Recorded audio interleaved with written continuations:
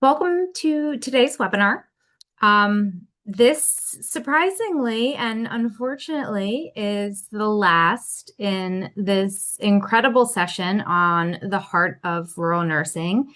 I hope that you have had the opportunity to participate in one of the previous ones that have taken place over the last couple of years, because it really is somewhat sad, right, Dawn, that this is the last one. Next slide, please. By way of introduction, I'm sure you're probably tired of hearing this. I am Stacy Villano with the Global Rural Nursing Exchange Network. It has been quite an honor to participate in this series over the past 3 years with the University of South Dakota. We have been so grateful to take the experiences of the USD nursing program and the grant that you have used to bring these immersion experiences to your students, to our global platform, to help others who may be interested in replicating this, who are looking for ways to empower their students to learn more about rural nursing in the classroom, to learn about how they can show their students ways in which they can bring rural experiences to students, to show other students the amazing opportunities in rural. And it's been really nice to help bring that worldwide. Our platform connects nurses, students, educators, researchers, everyone who has a passion for improving the health in rural communities globally. And USD has been such a strong partner of ours. So this has been a really pleasure, really great experience. Next slide, please. As we get started today, you'll notice that your microphone is muted. We do ask that you keep that muted at all times, so that way there's no feedback while our presenters are sharing their presentations. Videos should stay on at all times to keep that continuity. Please do maintain confidentiality given the nature of our discussions today. We ask that you please feel free to share your questions and participate in the conversation. This is a give and take. Experiences are welcome. There will be plenty of time in between presentations to ask questions. You can use the chat at any time if you don't want to forget something that you have to ask, or if you don't want to unmute your mic and share it, we will ask that on your behalf, of course. Keep in mind that the ECHO movement, Project ECHO, does collect participation data for the TeleECHO program. And if you have any hiccups or problems with your technology, do use your chat for that too. I will be monitoring that and more than happy to help you out with that as well. Next slide, please. It's my pleasure to introduce someone who needs no introduction, Dawn Warren. She'll get us started with the presentation today. Thank you, Stacy. As usual, I appreciate very much everybody being here today. And like Stacy said, excited for today's presentation, but sad that it's coming to a conclusion. Hold on one second. I have a sound issue in the background.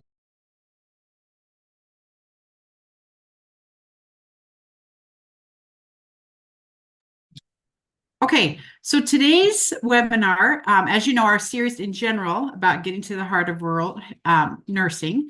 Today, we're going to be focused on data-driven planning and policy advocacy. And I'm very excited that we have Lindsay Olson with the South Dakota Board of Nursing with us today. And then we have 4 excellent students that will be presenting about what they learned in these rural communities. So next slide, please. So real quick, as for those of you who don't know, I think most of you probably do, this is the end of a 3-year, $1 million grant. And we have done multiple things in this grant, with the biggest portion being the students who have completed a 132-hour clinical immersion in rural healthcare. And then we have also, another big thing that we did was a lot of recruitment on the all 9 tribal lands in the state of South Dakota, We went there twice a year for 3 years. So just a really rich experience to try and encourage more Native Americans to go into healthcare. So today our focus again is on the students sharing what they learned in these small rural hospitals. Next slide, please. So again, we are located in the United States of America. We are in South Dakota, and it's there in red, and we are a very rural state. I did take out the next picture that had all the little spots that we were located at and put this in instead because I just learned last week that our total number, we had 196 students participate in this over the last 3 years, which was way more than even our initial goal. And we had 29 different rural hospitals in South Dakota that we sent students to. So absolutely huge and very successful, and super proud of all the work that we did and all the work that our students did to make it happen. Okay, next slide, please.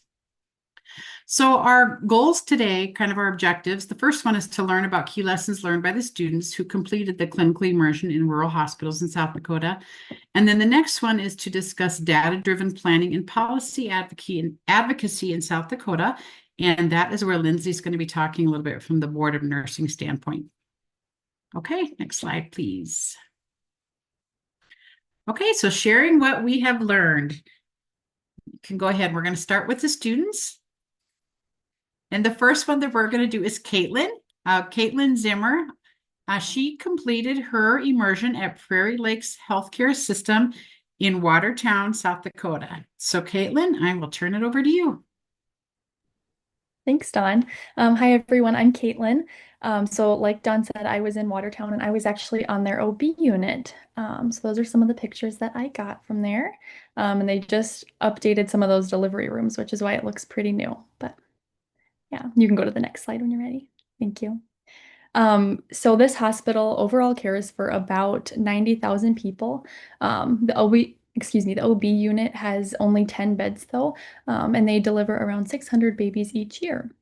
The unit is fully staffed with nurses as of about a year or two ago. And then typically nurses will be assigned to each individual labor patient, and then one nurse to all the postpartum moms, and then another nurse to all the newborns. So it's kind of how that works out there. And then they have two primary OB providers and then a couple of traveling providers as well. For my memorable story, I had a patient who, so she came in labor and she had admitted to smoking, drinking heavily, and then using drugs during her pregnancy. And I think that a lot of times in those kinds of situations, we just feel like a lot of anger and we want to like hold a grudge against that person. But I think it was a really good opportunity for me to just realize that, you know, this mom is my patient and her baby is my patient. And as much as I may not like it, it's important for me to provide patient education to this mom just about caring for herself, and then to give her those resources so she can stop smoking, drinking, using drugs, whatever. And really just try to tackle the problem instead of turning my back on her because she is my patient. So I thought that was a really good lesson. And then for my key lesson that I learned, I think it's just really important to be aware of the resources that you're using. And then that it's also important for the rural hospitals to manage their funding appropriately. And nurses are able to help with that just by being resourceful and then not wasting the supplies that they have access to on their unit. So, yeah. Thank you, Caitlin. I do have a question for you. Relate with OB, you said traveling providers. So is that traveling physician or nurses, or which? Yep, physicians. Physicians. Okay. So yeah, that's something we haven't talked a ton about Right. during the sessions. Is it's not uncommon to have traveling nurses and even some other traveling support and a few physicians. But so were they specific to OB traveling physicians, or do you know what specialty, were they certain specialty? They were just specific to OB. So, Okay, because you do hear a lot nationwide, and especially in South Dakota, about there's just not enough OB physicians, especially in rural. And some of the small rural hospitals across the state in South Dakota have had to withdraw their ability to even do OBs because we don't have enough OB physicians. So, which is scary. I mean, you think about a rural hospital and people having to drive many hours, and what if you're, in labor and having difficulty? That can be a real problem. Right. So what questions do you all have for Caitlin? Do you know, Caitlin, what kind of patients that they would not be able to keep in Watertown related to OB, or how often or what scenario you might have to send someone to Sioux Falls? I And think that's if about there's an just hour away, right? about an hour, hour and a half, hour 45, yeah. Okay. Um, if there's just like a high risk or if there's a severe complication, then they would get sent to Sioux Falls. But I Okay. guess I don't have any specific instances, but Okay. That's okay. I assume they Mhm. fly them then too, if they would I need. believe so. Yeah. Okay. Yeah. Okay. Yeah. Anybody questions for Caitlin? Okay, excellent. You Mhm. were one of the few who did this in like a specialty unit. Most Mhm. small rural hospitals don't really have hardly any specialty units. It's pretty much med Right. surg and ER. So there are a few rural hospitals that are still classified as rural that have that. And Watertown's one of them. So it worked out good that you were able to do that. I did. Okay, I think we'll go ahead and move on to the next student. Thanks, Caitlin. All right, so the next student that completed the immersion was Colby. And Colby, I am not going to say your last name. I'll let you do that because I don't want to totally destroy it. But Colby completed his immersion at Monument Health Sturgis Hospital in Sturgis, South Dakota. And I know for a fact they absolutely loved having Colby there, and he just did a phenomenal job. So, Colby, first, will you just say your last name for us, and then I'll turn it over to you. Yep. Hi, everyone. I'm Colby Nowajeski. So like she said, I was in Sturgis, South Dakota. They have a 25 bed med surg unit that had a vast variety of different patients. And then they also had a 6 bed emergency department along with the clinic, urgent care, and then they also had a senior nursing facility attached to it. About the workforce that they have, surprisingly, they had no travelers there. They were fully staffed with people from around the area. They had multiple LPNs there. One interesting thing, though, is they only had like one pharmacist on staff at all times, and I think only 2 pharmacists hired there.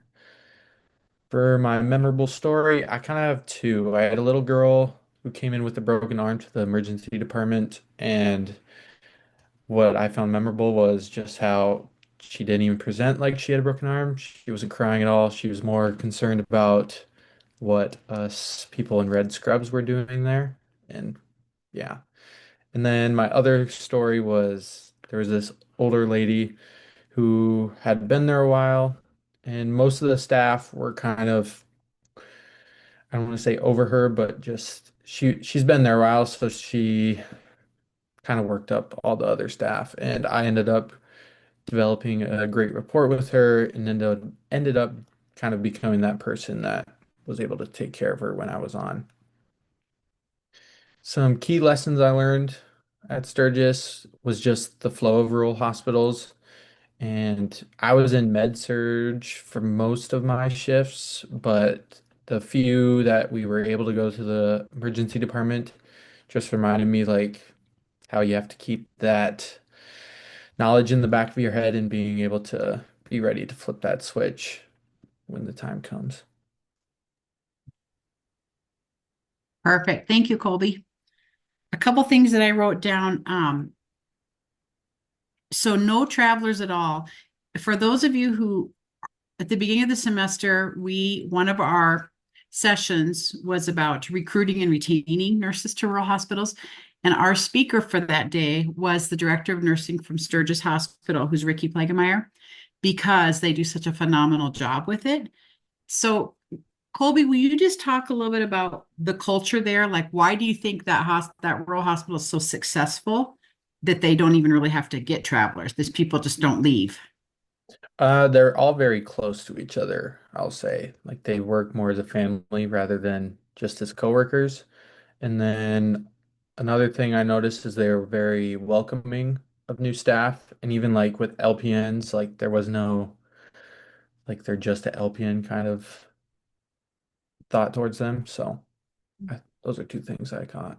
Yeah, everybody matters no matter what your role is there. So, okay, excellent. I'm so glad you were able to have that experience there. Any questions for Colby? And Colby wasn't there during the rally, but we've had a number of students be there during the Sturgis Motorcycle Rally in the summer, which is crazy. And it's like a totally different hospital than, excuse me, because they have so many biking accidents and motorcycle victims. So it's a really interesting place, and they adapt very well when they need to, depending on the time of year and what's going on. Yeah. Okay, that's great. We'll go ahead and move on. Thank you.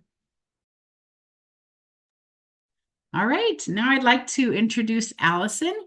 Allison completed her clinical immersion at the Madison Regional Health System in Madison, South Dakota. And that worked out good for her because she's from that area. So, Allison, it's all yours. Yeah, so I was at the Madison Hospital.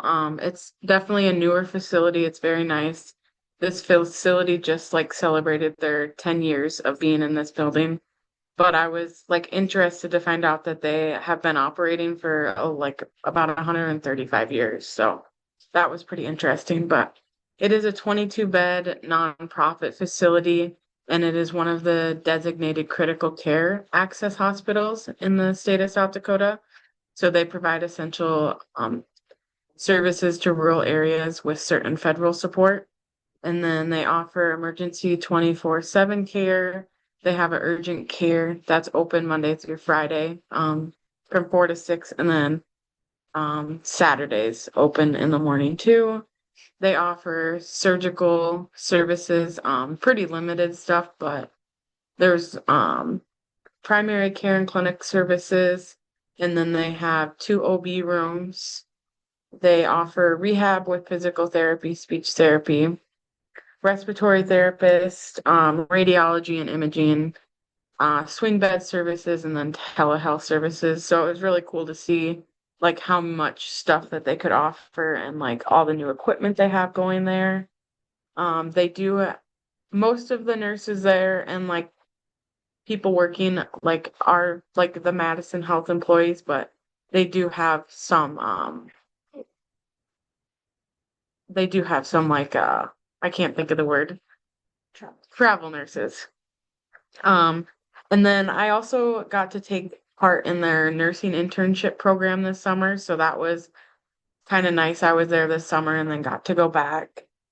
My memorable story was taking care of a patient that when I came on to shift, we were reported that like the patient was kind of difficult to deal with and like didn't really want to talk to people. And then my nurse and I came on to shift and we were kind of able to change her attitude, and she ended up being very cooperative and very easy to work with. So that was really, really neat experience. And then some key lessons learned was just how like flexible the nurses have to be in a rural health care setting and like being capable of like managing a wide variety of needs. I gained a deeper appreciation for like recognizing changes early in patients and trusting my assessments and communications. And then just how like most of the patients know the staff personally. And so I just learned how important trust, privacy, and respect is in rural healthcare. Yeah, that's a great way to end it. Trust, privacy, and respect. Because the patient you care for, you're going to see in the grocery store the next day, probably. Yeah, everybody knows everybody in these small communities. What is the population again in Madison? Do you know roughly? I want to say like 4,000. Okay, so fairly small. A fair amount of people at least know who other people are. But, okay, so will you talk about, Allison, what types of patients they were not able to keep there in Madison that they would have to send, I assume, to Sioux Falls? So, and the population is actually 6,000. But yeah, just they can keep most every type of patient, and they do have like one ICU room. But like if anyone was needing like critical like ventilator support or anything like that, they would send off. Or just basically like any patients that came through the ER, and if they were like critical, more than likely they were going to Sioux Falls. So there was a lot of like transferring out of their ER to Sioux Falls, and then like they have two ambulances there, and so like most of the people that would transfer, I did see it like a couple patients that went by like helicopter, but most of our staff transferred them to like Sanford or Revere and Sioux Falls. Okay. Like the majority of patients that they would keep would be like kind of just like acute, like an acute type of problem. Okay. Like I suppose pneumonia, CHF exacerbation, Yeah, yep. infection, stuff like Or that. Okay. yeah. Okay. And Okay. then also there was really a lot of swing bed patients, so a lot of patients that came from like Sioux Falls that would be needing like rehab and stuff. And did you say, are they utilizing quite a few LPNs there as well? Um, they just no, they didn't have very many LPNs there. A lot of RNs and then some travel RNs. And the travel RNs. Okay. It's been interesting, even just in the last 3 years with this grant, to see how many more small rural hospitals now have hired some LPNs. Mhm. Since they're able to do more than they could before.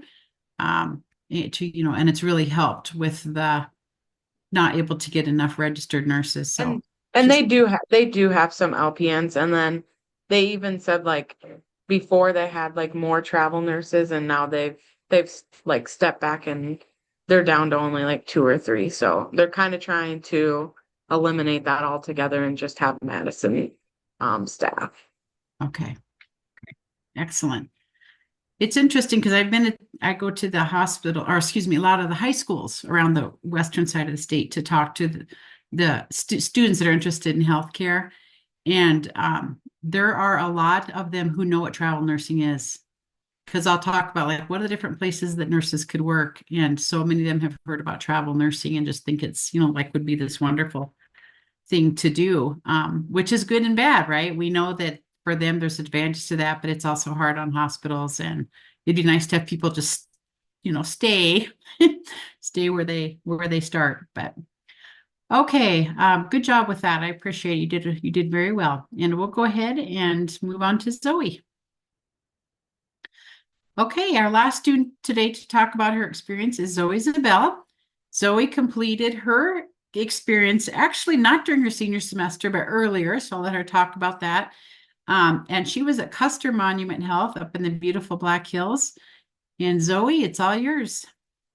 Yeah, so I was in Custer in the ED. It was really fun. I enjoyed my time out there. Yeah, you can go to the next. Perfect.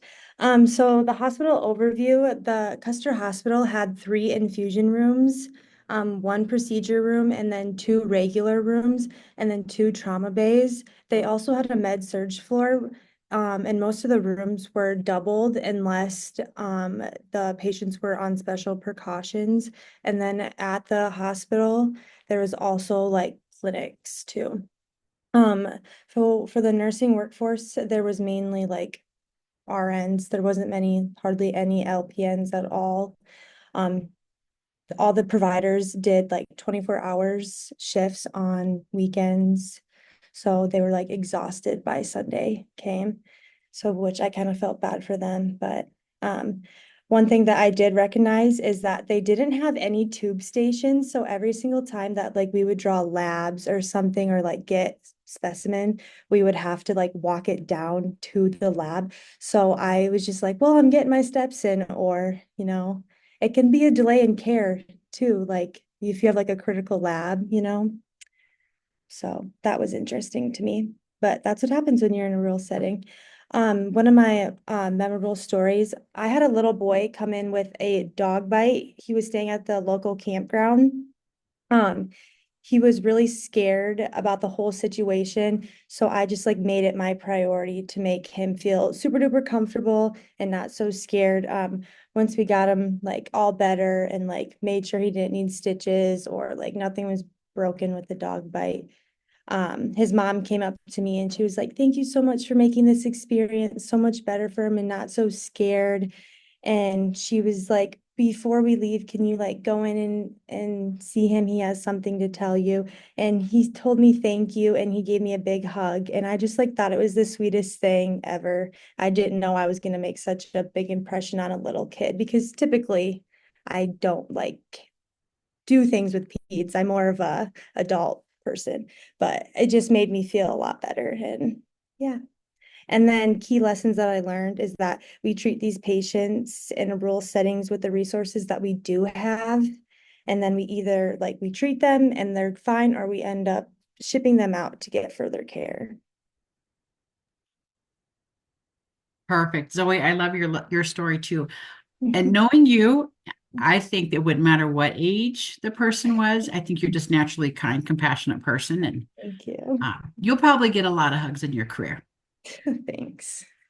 So before we turn it over to Lindsay in a few minutes, we have a few minutes. So I wanted to just ask the four of you, what was your like the most rewarding part of this experience in rural health? And what do you think was the most challenging, or what is the most challenging part for the nurses who work there to work in rural health? So most rewarding for you, but most challenging for the nurses as a whole. Whoever wants to start.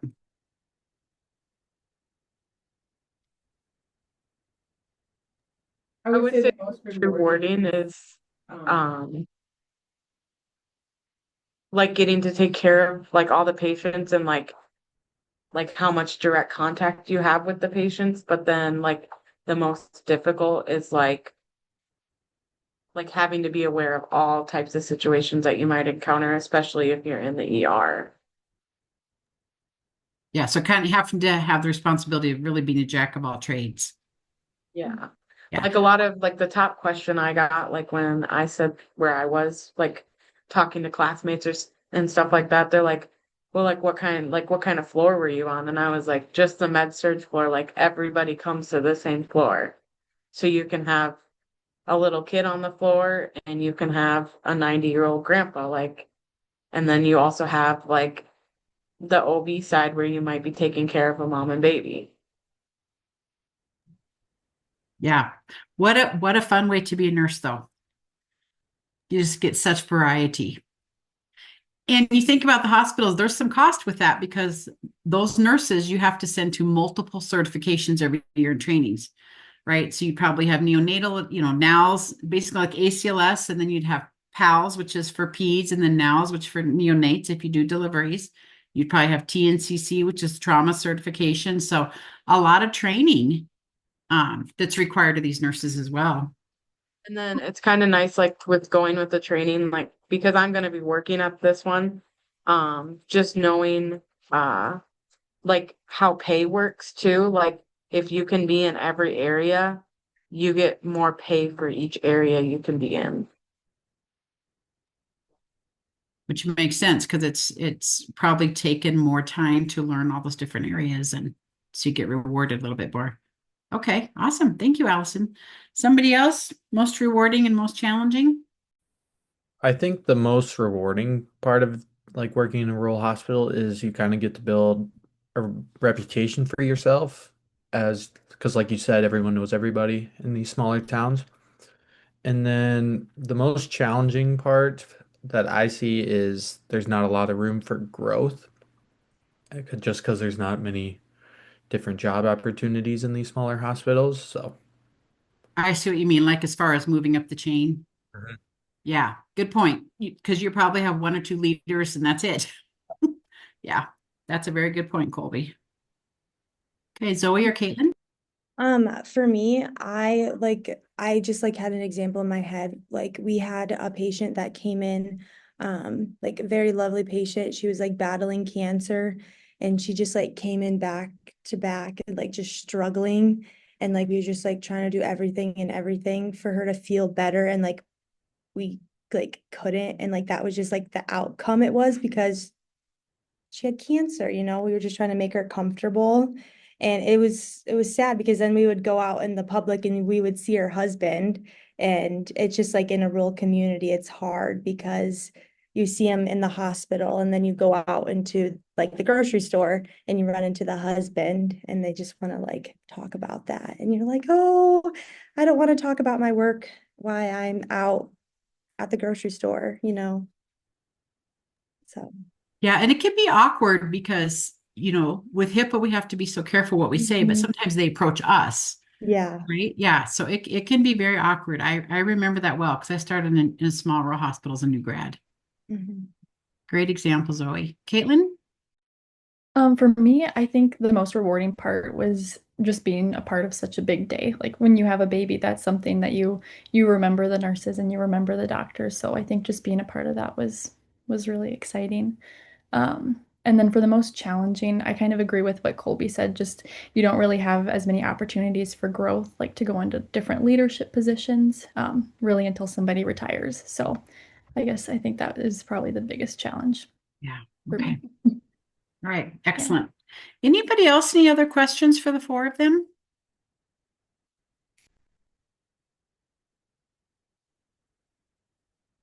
Kind of scanning who's on here, see if anyone doesn't look like it. Okay. All right. Well, if you think of something, you're more than welcome to just wait till the end too. So, okay. We can go ahead and go to the next slide. Thank you. So at this time, I'd like to introduce Lindsay Olson. Lindsay with the South Dakota Board of Nursing is Associate Director of Practice for the South Dakota Center for Nursing Workforce as the director.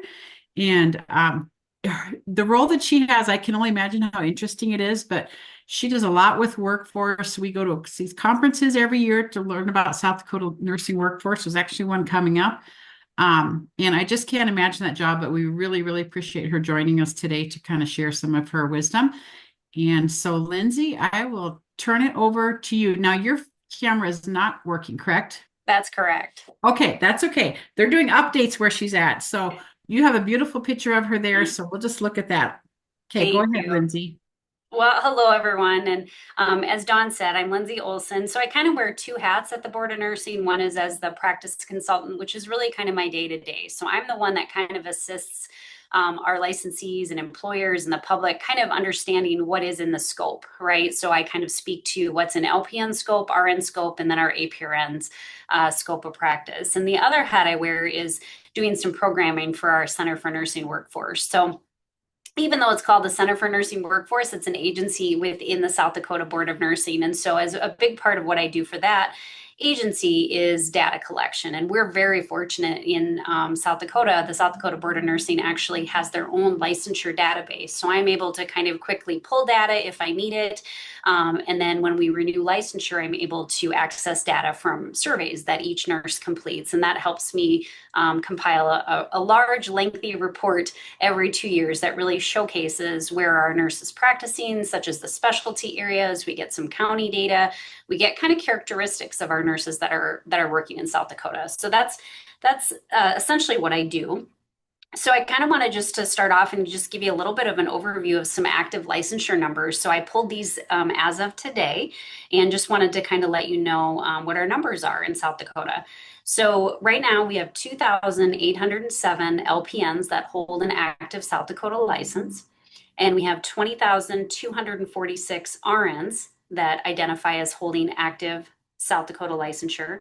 And then we have a total of 3,605 APRNs. So that's our advanced practice nurses. So that includes our nurse practitioners, our nurse midwives, our nurse anesthetists, and our clinical nurse specialists. So, really, we are, a smaller state and we're a rural state, but, really we do have some, I would say, pretty significant numbers for our state.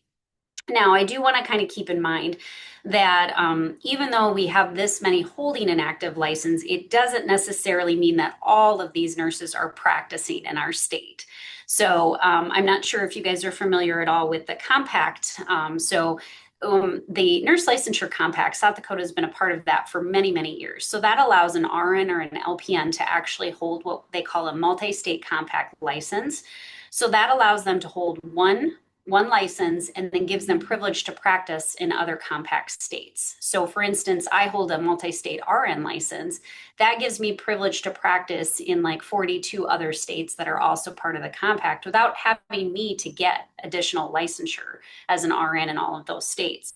So keep in mind, we have South Dakota licensed nurses that might be contributing to Nebraska and Iowa and North Dakota using their South Dakota license. And we also have the reverse. We might have like a North Dakota licensed nurse that has that compact license, and they're helping us out in South Dakota. So, when we look at our data, I can only kind of capture the ones that more than likely are holding that South Dakota license and likely kind of living and working here.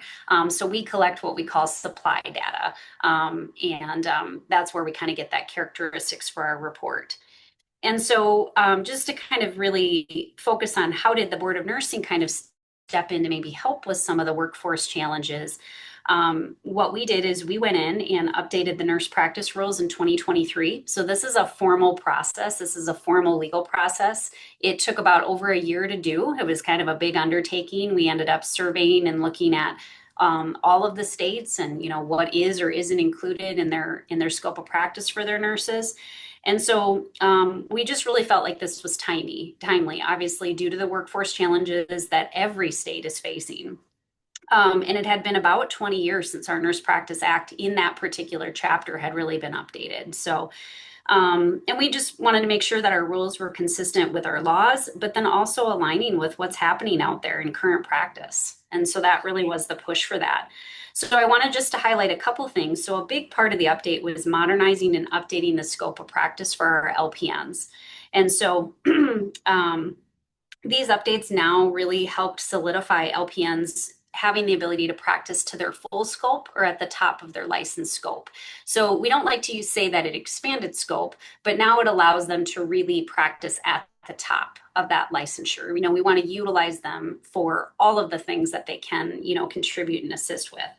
And so some of the examples of the new rules or new allowances in the rule include that an LPN now may assist with setting up PCA pumps, administering TPN and lipids via central line, administering peripheral IV push medications. Now, keep in mind, LPNs in South Dakota have had the ability to administer IV, both peripheral and central for any age that's 12 and up.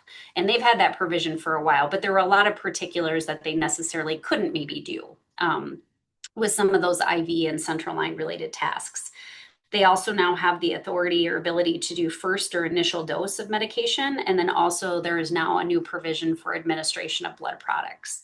And so, and also the LPN can now assist with removing like a portacath needle.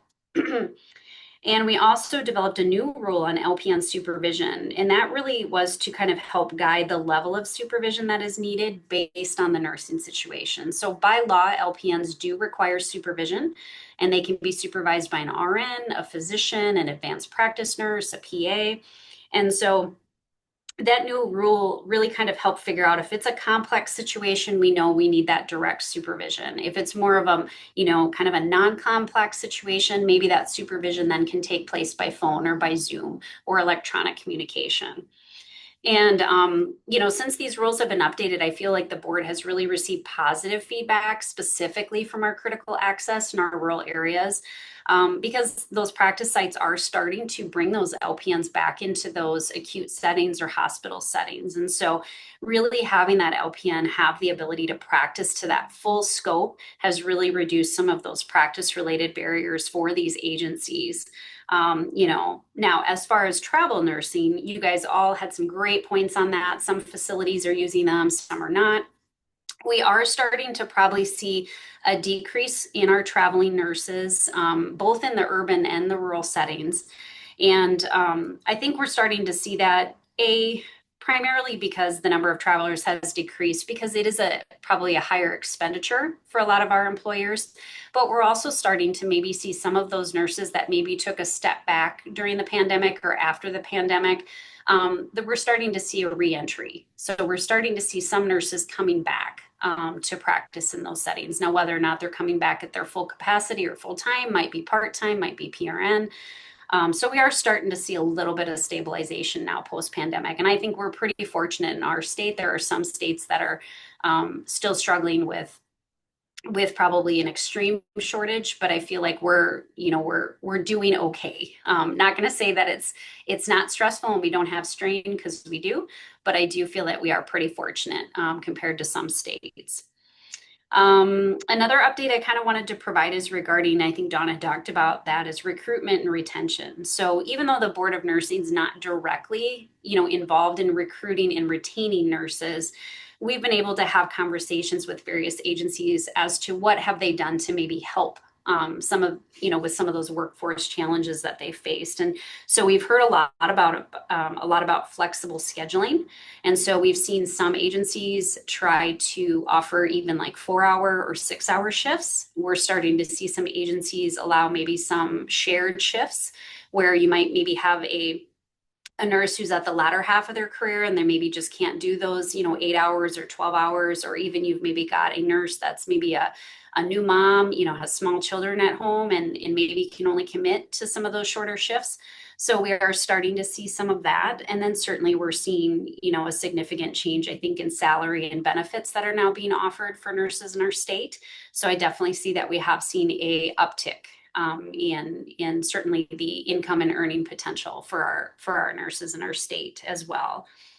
So that was just kind of a little bit of a primer, I guess, and I certainly welcome any questions that you may have specifically for me.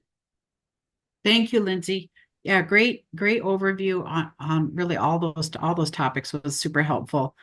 I did write down, so with the LPNs, will you talk about, because I've had students ask me about this, and I'm curious myself too, not only rural hospitals, but the bigger hospitals. So say someone's been working as an LPN for 15 years, and now this changed. Is there some sort of education they have had to go through to kind of like relearn, or, because they're probably pretty rusty on some of those skills that they couldn't do before, and now they can? Sure, kind of bridging the gap. So Yeah. Yeah, absolutely. So we certainly have those LPNs that maybe, who knows, maybe the bulk of their career was long-term care. So they really didn't do a lot of IV therapy, or maybe, in the traditional LPN programs, IV therapy maybe wasn't covered. So we do have a potential IV related course that LPNs can go ahead and take. It's not specific through the Board of Nursing. We utilize an agency to offer this IV therapy course, which also kind of has some updates on blood administration. And then what that they do, they can do part of that course online, and then typically they go back to their employer to do some hands-on competency testing. And then really then it's up to the employer to kind of verify further competency if they want them doing some additional kind of hands-on skills or tasks. We're finding that more of our LPNs that are coming out of the current programs are getting that IV therapy. We do have a couple, I think, of our programs in our state now that are starting to build in like some blood administration coursework as well now for our LPN students. With the blood administration rule, there is a specific that they do have to go through some specific, blood related education. And again, we have that course where they can do that. But we're finding that a lot of facilities are kind of offering their own internal type of course and training, and then going ahead to do that hands-on piece as well. So yes, we're trying to facilitate and assist as best as we can. And then again, it's up to the employer and the nurse, to feel that they are confident and competent to do that before they take on maybe those tasks they haven't done before. Okay, that makes sense. I can't imagine if you guys had to try and like oversee how long it's been and stuff. So it's up to really the facility to get them the training, or work through you to get the training. Mm-hmm. Yep. And like we do have a link to that IV therapy course on the board's website. So it's under the LPN practice tab. And so, and there is information in there also for RNs as well. So it's kind of quote unquote, could be a refresher for both an LPN and RN on various IV related. It covers peripheral, central line, covers kind of portacath information. And then there's also some blood administration education in there as well. Perfect. Okay. I have another question for Lindsay, but I want to open it up to other people first. Other things you guys are curious about or wondering? I have a question. Go ahead. So with the LPN's new scope of practice, has the NCLEX been updated in South Dakota to include that new scope of practice? So with the NCLEX, that's more of a national exam, so it's not a state-specific exam. And so certainly we take part typically once a year to kind of overview any questions that might be state-specific for to make sure it kind of follows our law and rule. I wouldn't say there's been any significant change or update there. It's still covering kind of the primary basics, basically, for LPN practice, because there are other states that also allow LPNs to do, let's say, blood administration and different IV related, therapies as well. So I wouldn't say we had a hand in directly changing anything particular. If we potentially encounter a question that could be in conflict, let's say, with our law or rule, we're able to kind of make a comment or suggestion, but then it goes back to the national group who essentially has oversight of all that NCLEX questioning. Good question. Yeah, that was a great question. Other questions people are wondering? One thing I'll ask, and I'm not even sure it might not be specific to rural because I live in Rapid City, but maybe it's a common to end question. It's interesting how just the clinics here, for years the clinics were all RNs, right? And then they were LPNs for a while, and then some travelers, and now a lot of them aren't nurses at all. They're like people that they're hiring out of high school and just kind of teaching them, and it just as a nurse, I always worry a little bit, because I'm like, oh gosh, what's what might the critical thinking, they just don't know what to look for or what to ask. I'm just curious if you're seeing or hearing a lot of that across the state. I would say I get a fair amount of questions because I also do answer a fair amount of unlicensed questions. So meaning, what can a nurse delegate? What's the level of supervision? And so when I talk about unlicensed individuals, these could be your patient care techs, could be your nurse aides, a diabetes aide, a dialysis technician. So really those are individuals that do not hold a professional license that all of you are working towards. And so it does concern me. I can't say I've heard a lot of that, Dawn, but yes, we've had agencies say, okay, well, if we bring, let's say, a medical assistant. So a medical assistant, even though they've had some training to work in a clinic, at the end of the day, they're still unlicensed. And so you still have to have the appropriate level of supervision by a nurse or a physician or an APRN in order to assign or delegate those tasks. Now, clerical tasks, we do see a lot of our unlicensed staff do that. Certainly can some of the unlicensed staff be trained on, assisting with kind of that initial information or, a set of vital signs. But you're right, they don't have a defined scope like all of you potentially will have as a nurse. So therefore, they really can't make those assessments. They can't make those nursing judgment calls. They really shouldn't be, making any recommendations or attempting to change any type of plan of care. So yeah, I agree, Dawn, that would be concerning. I can't say I've heard a lot of that. It's more like, if we were to hire, could we look at X, Y, Z? And that's kind of where I have that conversation about, well, we have to have the right people in play in order to delegate or assign, have them assign that. Because like I said, those individuals don't have the authority to practice nursing without a license. So they get the authority to do some of those nursing related tasks by way of a nurse who's delegating or supervising to them. So, but yeah, I think unfortunately there have been places that have been probably strapped pretty thin with the workforce, and they're just trying to do what they can to get by. And like I said, our job at the Board of Nursing is really protecting the public by way of nursing licensure and trying to prevent, or identify if we're having unlicensed practice occurring. Right. Okay. Yeah, that's really helpful. Other questions? My last question, or maybe just if you can comment, Lindsay, it's been really rewarding to see across the state how many high schools are starting CNA courses in the schools, and how many, because that seems to be such a good pathway for a lot of nursing students is to start as a CNA. So unless it's just West River, but are you kind of seeing that all across the state?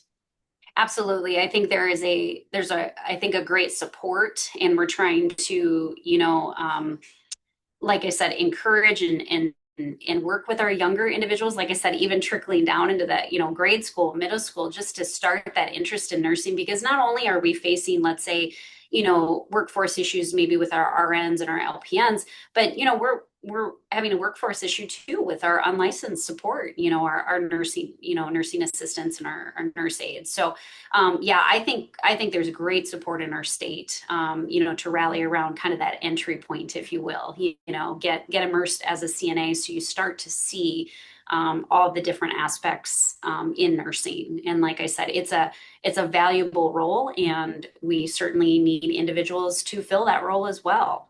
So, yeah, makes a huge difference in their confidence, and then it kind of leads them down that pathway. It does.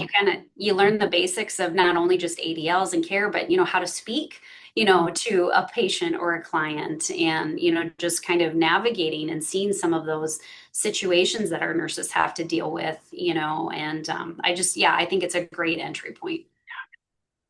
Thank you so much, Lindsay. Yeah. Final questions for Lindsay or any of the other students that spoke today?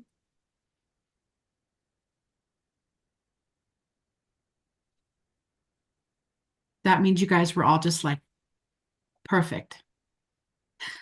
Okay. Well, I want to thank you all very much for joining us. Thank you, Lindsay, for being with us today, and for the students. You guys did a fantastic job. And I'll turn it over to Stacy, but just again, I hope you take the time to watch some of the other sessions that have been recorded, because they're all very, very good. And I want to thank everybody for the opportunity. We're very, very blessed that we were able to do this HRSA grant, and that we were able to work with GRNEN. So Stacy, I'll turn it over to you. Thank you. Before I go any further, I dropped in the chat the survey that you see on the screen. If you could just take a couple minutes to drop in your feedback, we would really appreciate it. It just helps us with future programming. Even though this series might be concluding, as we put together future programming, it really helps to learn any feedback you may have. But as we conclude our session today, as Dawn mentioned, we do record and archive all of these sessions, and we post them on the GRNEN website. I'm going to drop that in here for you too. I highly encourage you to go in and view any of the back on-demand webinars. Feel free to share them with your colleagues, with your peers.